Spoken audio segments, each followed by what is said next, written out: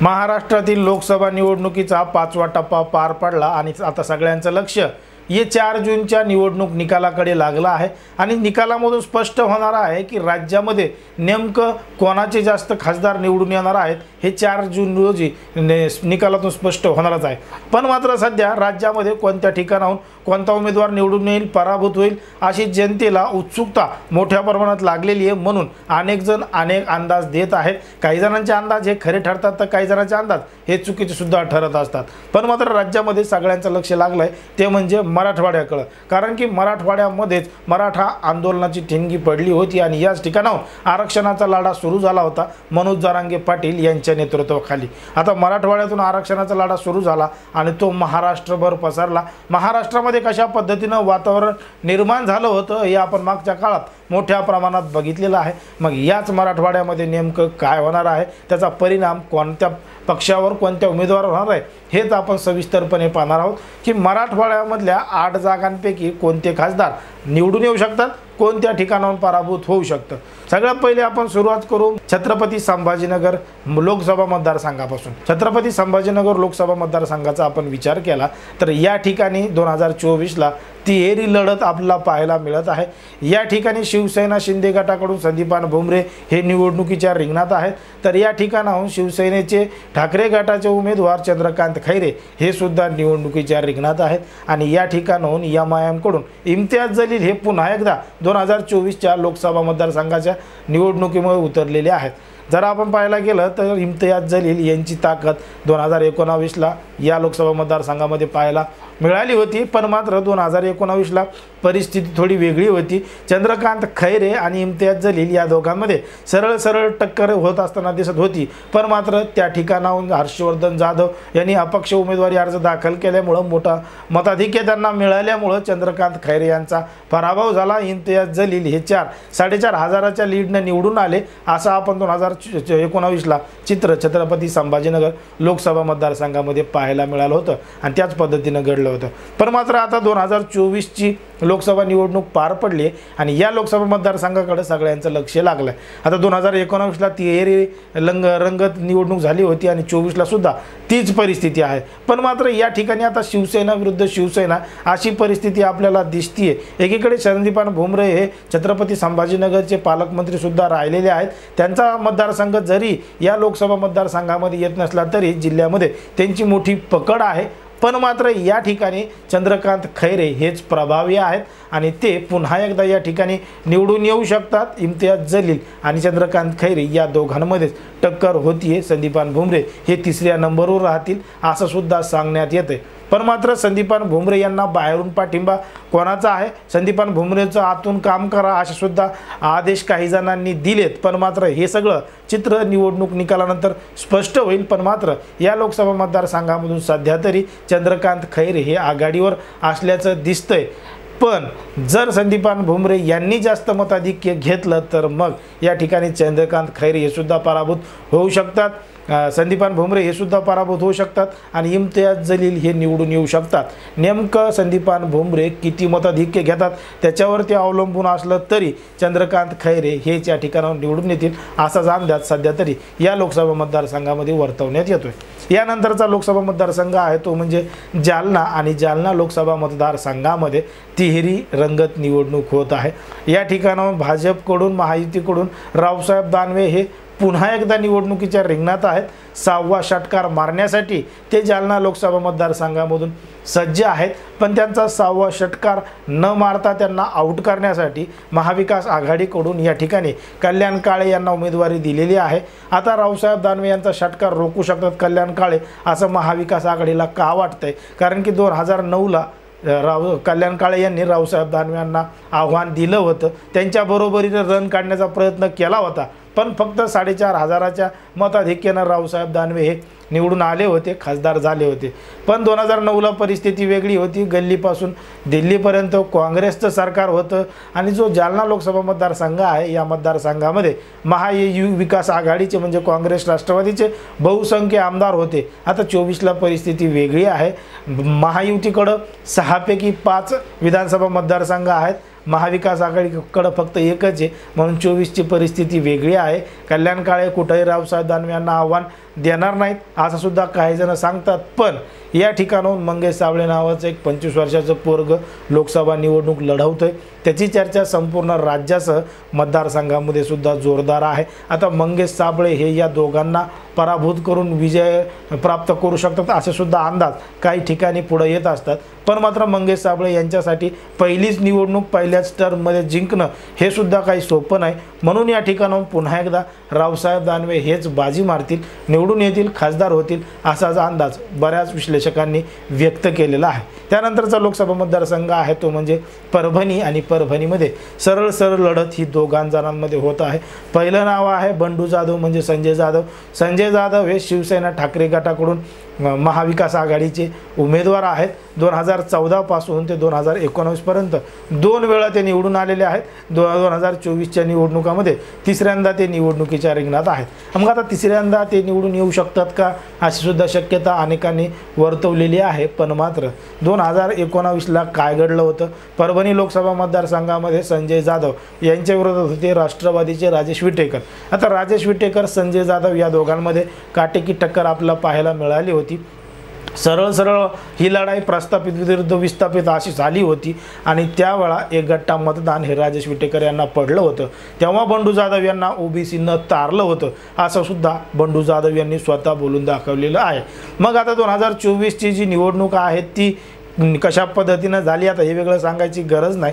म्हणून त्या ठिकाणाहून संजय जाधव आणि महादेव जानकर या दोघांमध्ये जरी लढत होत असली तरीसुद्धा बंडू जाधव यांना परभणी लोकसभा मतदारसंघामधून यावर्षी पराभव स्वीकारावा लागतो आणि या ठिकाणावर महादेव जानकर हे थोड्या फार का होईना मताधिक्यानं निवडून येऊ शकतात असं आपण या ठिकाणावर स्पष्टपणे सांगू लागतो. कारण की ज्या पद्धतीनं या ठिकाणी राजकारण झालं आहे त्यावरून असंच वाटतं की जसं 2019ला राजेश विटेकर यांची हवा वरून मोठ्या प्रमाणात दिसत होती. अनेक जण सांगत होते की राजेश विटेकर हेच निवडून येतील. मग आता त्याच पद्धतीनं परभणीमध्ये जरी बंडू जाधव यांची हवा दिसत असली तरी मात्र मतदान स्वरूपी निवडणुकीचा निकाल लागल्यानंतर महादेव जानकरच या लोकसभा मतदारसंघामधून निवडून येतील असा अंदाज काही विश्लेषकांनी व्यक्त केला आहे आणि अशी चर्चासुद्धा दबक्या आवाजामध्ये चालू आहे. उघडपणे बोलता येत नाही, सांगता येत नाही आज सुद्धा काही लोकांनी सांगितलंय. म्हणून महादेव जानकर निवडून येतील असा अंदाज परभणी लोकसभा मतदारसंघामधला आहे.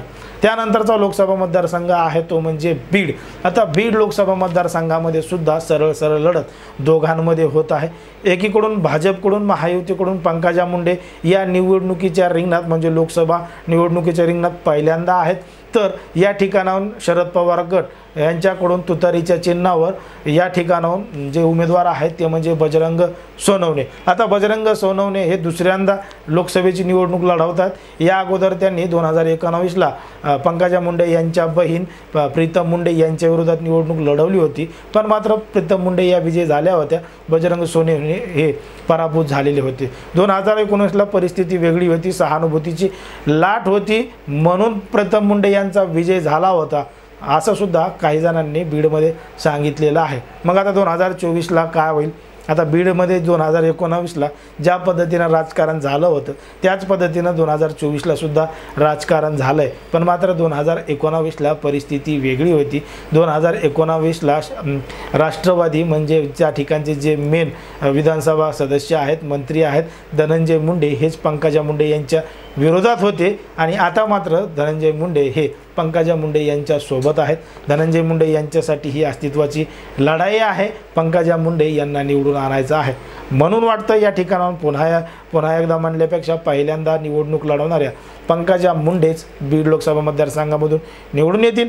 बजरंग सोनवणे हे त्यांना काटेकी टक्कर देतील. पण थोड्या फार का मताधिक्यानं होईना पंकजा मुंडेच या बीड लोकसभा मतदारसंघामधून निवडून येतील अशी चर्चा या लोकसभा मतदारसंघामध्ये आहे अशी सुद्धा म्हटलं जाते. यानंतरचा लोकसभा मतदारसंघ आहे तो म्हणजे धाराशिव. धाराशिव लोकसभा मतदारसंघामध्ये सरळ सरळ लढत ही ओमराजे निंबाळकर आणि अर्चना पाटील यांच्याकडून होत आहे. आता अर्चना पाटील ह्या अजित पवार गटाकडून उमेदवार आहेत तर ओमराजे निंबाळकर हे शिवसेना ठाकरे गटाकडून आहेत. आता ओमराजे निंबाळकर हे 2019ला पहिल्यांदा निवडून आले लोकसभेवर गेले आणि लोकसभेमध्ये जाऊन त्यांनी आवाज उठवला, शेतकऱ्यांचे प्रश्न त्या ठिकाणी उपस्थित केले आणि त्यांनी लोकसभा मतदारसंघाचा आवाज हा दिल्लीमध्ये घुमावला. म्हणून ओमराजे निंबाळकर यांचं त्या ठिकाणी काम चांगलं असल्याचं दिसतं.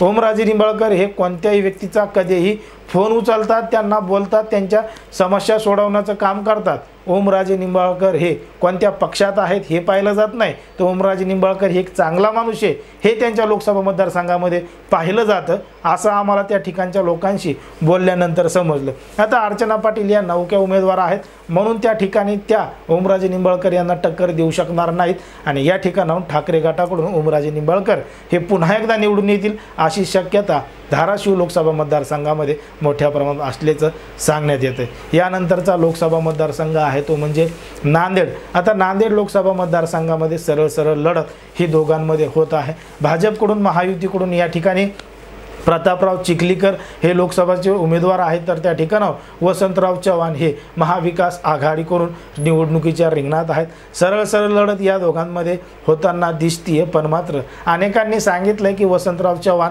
हे त्या ठिकाणी प्रभावी ठरतील, प्रतापराव चिखलीकर यांचा पराभव करतील आणि त्या ठिकाणाहून लोकसभेवर जातील. पण मात्र या ठिकाणी प्रतापराव चिखलीकरच पुन्हा एकदा बाजी मारतील असंच आपलं या ठिकाणी वाटतंय. कारण की प्रतापराव चिखलीकर यांनी अशोक चव्हाण यांचा पराभव करून त्या ठिकाणाहून ते निवडून आले होते. आता अशोकराव चव्हाण हे राज्याचे मुख्यमंत्री राहिले होते आणि अशोकराव चव्हाण पराभूत होत नसता सुद्धा बऱ्याच जणांना वाटत होतं, पण तरीसुद्धा प्रतापराव चिखलीकर यांनी अशोक चव्हाण यांचा पराभव करून ते लोकसभेवर गेले. आता अशोकराव चव्हाण हे भाजपमध्ये आहेत, नक्कीच त्यांच्यासुद्धा अस्तित्वाची लढाई आहे, त्यांच्यावरसुद्धा एक मोठी जबाबदारी दिलेली आहे. म्हणून प्रतापराव चिखलीकर यांना त्या ठिकाणावर निवडून आणणं आवश्यक आहे, नाहीतर मग नंतर ते का असतं राजकारण हे आता वेगळं सांगायची गरज नाही, ते आता वेळसुद्धा नाही. म्हणून प्रतापराव चिखलीकर या ठिकाणावर निवडून येऊ शकतात. वसंत चव्हाण यांचा पराभव या ठिकाणी होऊ शकतो असा अंदाज नांदेड लोकसभा मतदारसंघातले काही लोक चर्चा करतात, दबक्या आवाजात बोलतात. यानंतरचा लोकसभा मतदारसंघ आहे तो म्हणजे हिंगोली आणि हिंगोलीमध्ये सुद्धा सरळ लढत दोघा जणांमध्ये होताना दिसते. हिंगोलीमध्ये बाबूराव होळकर हे निवडणुकीच्या रिंगणात आहेत, शिवसेना यांच्याकडून आहेत, तर या ठिकाणाहून ठाकरे गटाकडून नागेश आष्टीकर हे लोकसभेची निवडणूक लढवत आहेत, त्या ठिकाणी ते उमेदवार आहेत. आता सरळ या दोघांमध्ये लढत होत असल्यामुळं हिंगोली लोकसभा मतदारसंघामध्ये काय होईल, कशा पद्धतीनं होईल, कारण की हे दोनही उमेदवार या ठिकाणी नवीन आहेत. या अगोदर जे खासदार होते त्यांचा पत्ता कट करून या ठिकाणी बाबूराव होळकर यांना निवडणुकीची उमेदवारी दिल्यामुळं त्यांचे जे कार्यकर्ते होते ते सुद्धा नाराज आहेत आणि नागेश आष्टीकर यांची हवा जरी वरून दिसली असली तरी आतून कोण कोणाचं काम करतंय, म्हणून हिंगोली लोकसभा मतदारसंघामध्ये काय होईल, कोणाची कशी टक्कर होईल हे निकालानंतर सांगता येईल. कारण की उगाच बाता हाणायच्या हे निवडून ते निवडून सांगायचं नाही. खरंच हिंगोलीबद्दल शक्यता स्पष्टपणे सांगता येत नाही की या ठिकाणी कोण निवडून येईल, हे आपण 4 जून रोजीच पाहणार आहोत. सध्या तरी या ठिकाणी निवडून कोण येईल हे स्पष्टपणे सांगणं किंवा अंदाज बांधणं सुद्धा कठीण झालेलं आहे. यानंतरचा लोकसभा मतदारसंघ आहे तो म्हणजे लातूर आणि लातूर लोकसभा मतदारसंघामध्ये सरळ लढत दोघांमध्ये होताना दिसतीये आणि या ठिकाणी जे भाजपकडून उमेदवार आहेत ते म्हणजे सुधाकर शिंगारे हे 2019ला या ठिकाणावर निवडून आले होते. मोठं मताधिक्य त्यांना मिळालं होतं. 2019ला त्यांनी 6,61,495 एवढं मताधिक्य मिळालं होतं, तर 2,89,111 त्यांना लीड होती. मग आता तेवढी जर लीड त्यांनी कायम ठेवली, त्यापैकी काही लोक त्यांच्यापासून फुटले असतील, गेले असतील, पण मात्र अजित पवार यांचा सारखा गट भाजपच्या बाजूला आहे. महाराष्ट्र नवनिर्माण सेनेचे कार्यकर्ते सुद्धा त्यांच्या पाठीमागं आहेत. महायुतीची मोठी ताकद त्यांच्या पाठीमागं आहे, म्हणून ते 2024ला बाजी मारतील. पण मात्र महाविकास आघाडीकडून या ठिकाणी डॉक्टर शिवाजीराव काळगे हे सुद्धा निवडणुकीच्या रिंगणात आहेत आणि मग महाविकास आघाडीच्या कार्यकर्त्यांनी शिवाजीराव काळगे यांची हवा मोठ्या प्रमाणात केली, ते त्या ठिकाणावर निवडून येऊ शकतात, मोठं मताधिक्य घेऊ शकतात, सुधाकर शिंगारे यांचा पराभव करू शकतात. अशा चर्चा, अशा पोस्ट सोशल मीडियावर व्हायरल आहेत. म्हणून बऱ्याच जणांना वाटतं की शिवाजीराव काळगे हेच त्या ठिकाणावर निवडून येतील. पण मात्र या ठिकाणी जो निकाल लागणार त्याच्यामध्ये सुधाकर शिंगारे हेच विजयी झाल्याचं दिसतील असाच अंदाज काही राजकीय विश्लेषकांनी स्पष्टपणे सांगितलेला आहे. त्यामुळं या लोकसभेचे जे 8 मतदारसंघ आहेत त्यामध्ये कशा पद्धतीनं काय घडणार आहे हे आपल्याला या संपूर्ण जे आता आपण विश्लेषण केलं त्याच्या माध्यमातून समजतंय। पण मात्र हा फक्त एक अंदाज आहे, ही काही वस्तुस्थिती नाही। अनेक लोकांशी चर्चा करून, अनेक लोकांना भेटून, म्हणजे कोणाला काय वाटतं, कोणाचं मत काय आहे, कोणाचा अभ्यास किती आहे, मागच्या निवडणुकामध्ये काय झालं होतं, यावर्षी कशा पद्धती तडजोडीचं राजकारण चालू आहे, अशा अनेक लोकांशी चर्चा करून त्यांनी व्यक्त केलेलं मत सोशल मीडियाच्या आधारावर कोणाचे हवं आहे, या सगळ्या गोष्टींवर बांधलेला हा फक्त एक अंदाज आहे। खरा निकाल हा 4 जूनला स्पष्ट होणार आहे। त्यामुळं या सगळ्या अंदाजावर काय वाटतं, कसं नाही काय वाटतं, हे सगळं अगदी स्पष्टपणे कमेंटमध्ये सांगा। पण मात्र आपले अंदाज काही प्रमाणात ज्या पद्धतीनं 2019ला खरे ठरले होते, त्याच पद्धतीनं 2024ला सुद्धा खरे ठरतील असंच आपल्या या ठिकाणी वाटतं। तुम्हाला काय वाटतं हे अगदी स्पष्टपणे कमेंटमध्ये सांगा। आणि अशाच पद्धतीचे नवनवीन व्हिडिओ पाहण्यासाठी आपल्या चॅनलला लगेच सबस्क्राईब करून घ्या।